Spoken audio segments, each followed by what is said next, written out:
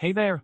Welcome to today's video, where we'll tackle a common problem that developers might encounter when working with object mapping. The problem that we're going to discuss involves an exception that occurs when trying to map a DTO, data transfer object, to a DAO, data access object, using the object mapper's convert value method. It can be pretty frustrating when you run into issues like this, so let's dive into the details. Now, let's talk about the solution to the problem we just discussed. The key to resolving this exception is to ensure that the entity class being used for mapping has the necessary getter and setter methods.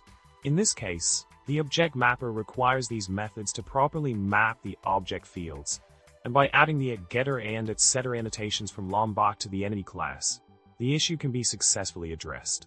This simple addition allows the object mapper to access and set the properties during the conversion process, preventing the unrecognized field exception from occurring.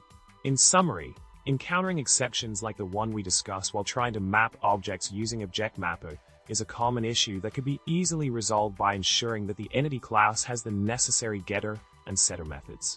By adding the getter and setter annotations from Lombok, you provide the object mapper with access to the object properties, allowing for a smooth mapping process.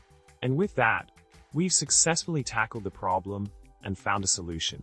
Thanks for watching, and don't forget to subscribe, like, and comment below with your thoughts. See you next time.